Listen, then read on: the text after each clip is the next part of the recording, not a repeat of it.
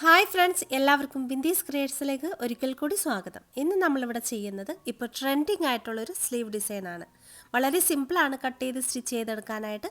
അപ്പോൾ നമുക്കിത് എങ്ങനെയാണ് ചെയ്തെടുക്കുന്നത് നോക്കാം.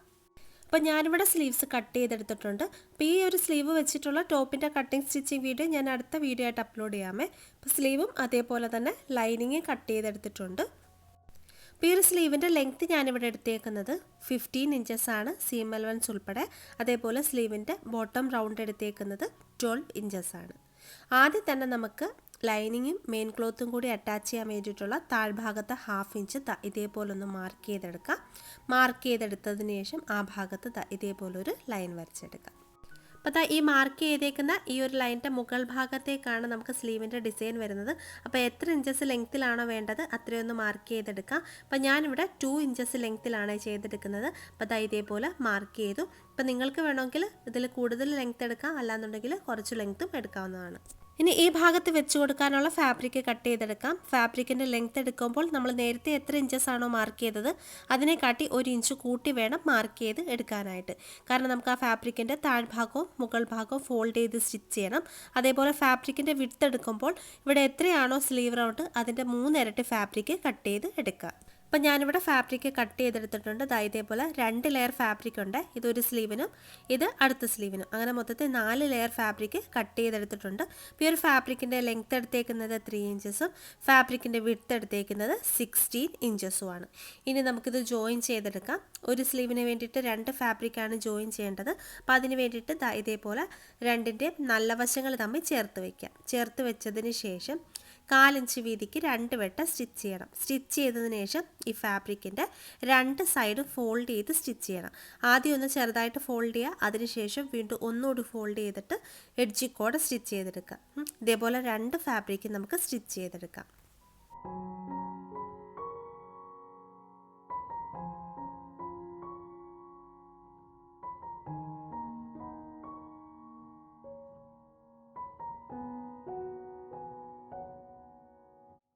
അപ്പോൾ അടുത്ത സ്ലീവിന് വേണ്ടിയിട്ടുള്ള ഫാബ്രിക്കും ജോയിൻ ചെയ്തിട്ട് 2 സൈഡും ഫോൾഡ് ചെയ്ത് സ്റ്റിച്ച് ചെയ്തെടുക്കുക. അപ്പോൾ ഇതേപോലെ ഫിനിഷ് ചെയ്തെടുത്തിട്ടുണ്ട്. അപ്പോൾ സൈഡ് സ്റ്റിച്ച് ചെയ്യുമ്പോൾ ഒരുപാട് വീതി കൂട്ടി സ്റ്റിച്ച് ചെയ്യൽ, ഇതേപോലെ വീതി കുറച്ച് വേണം സ്റ്റിച്ച് ചെയ്യാനായിട്ട്.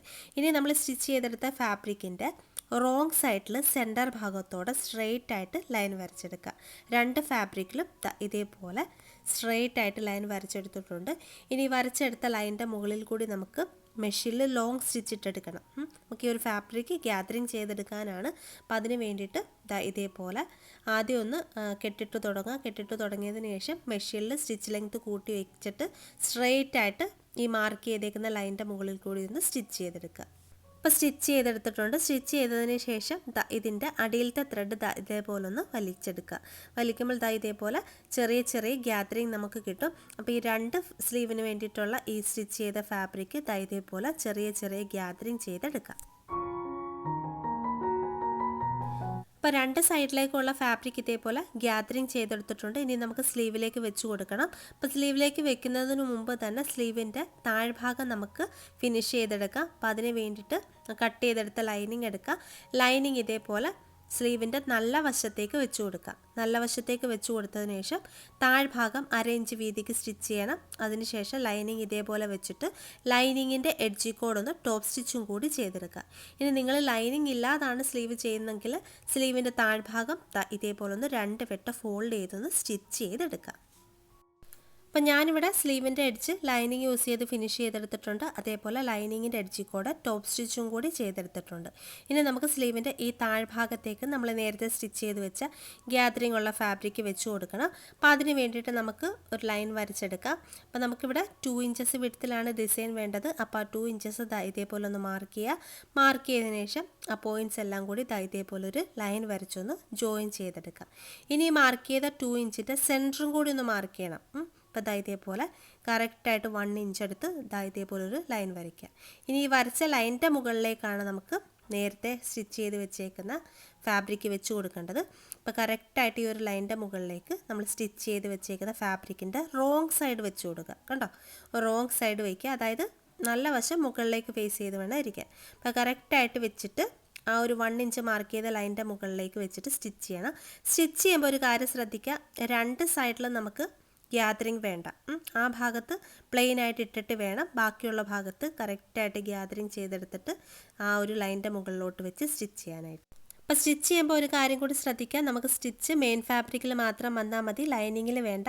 അതുകൊണ്ട് ലൈനിങ് ക്ലോത്ത് ഇതേപോലെ ഒന്ന് നിവർത്തി വയ്ക്കുക. അതിനുശേഷം മാർക്ക് ചെയ്തേക്കുന്ന 1 ഇഞ്ചിൻ്റെ ലൈനിൻ്റെ മുകളിലേക്ക് ഇതേപോലെ ഗ്യാതറിങ് ചെയ്ത ഫാബ്രിക് വെച്ച് കൊടുക്കുക. വെച്ച് കൊടുത്തതിന് ശേഷം നമ്മൾ നേരത്തെ ആ ഒരു ലോങ് സ്റ്റിച്ച് ഇട്ട് കൊടുത്തില്ലേ, അന്നേരം ആ ഭാഗത്തൊരു തയ്യൽ വന്നല്ലോ, ആ ഒരു തയ്യലിൻ്റെ മുകളിൽ കൂടി തന്നെ ഇതേപോലെ ഒന്ന് കറക്റ്റായിട്ട് സ്റ്റിച്ച് ചെയ്യുക. അപ്പോൾ താഴ്ഭാഗത്തോട്ട് വരാൻ നേരം ആ ഒരു ഗ്യാതറിങ് ചെയ്ത ഫാബ്രിക് ചുളിവൊന്നും വരാതെ കറക്റ്റായിട്ട് പിടിച്ചു വെച്ച് കൊടുത്തിട്ട് വേണം സ്റ്റിച്ച് ചെയ്തെടുക്കാൻ. അപ്പോൾ 2 വട്ടം ഈ ഒരു സ്ലീവിൻ്റെ മുകളിലോട്ട് ഗ്യാതറിങ് ഫാബ്രിക് വെച്ചിട്ട് നമുക്ക് സ്റ്റിച്ച് ചെയ്തെടുക്കാം.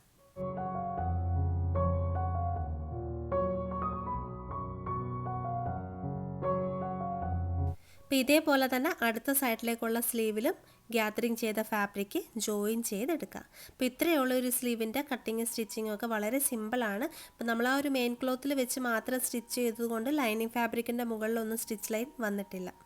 ഇനി നമുക്ക് മെയിൻ ക്ലോത്തും ലൈനിങ് ക്ലോത്തും കൂടി തെന്നിപ്പോകാണ്ടിരിക്കാൻ വേണ്ടിയിട്ട് എഡ്ജി കോഡൊന്ന് ടോപ്പ് സ്റ്റിച്ചും കൂടി ചെയ്തെടുക്കുക. അപ്പോൾ ഞാൻ ഇതേപോലെ സ്റ്റിച്ച് ചെയ്തെടുത്തിട്ടുണ്ട്. അപ്പോൾ ഇതേപോലെ തന്നെ അടുത്ത സൈഡിലേക്കുള്ള സ്ലീവും കംപ്ലീറ്റ് ആക്കി എടുക്കാം.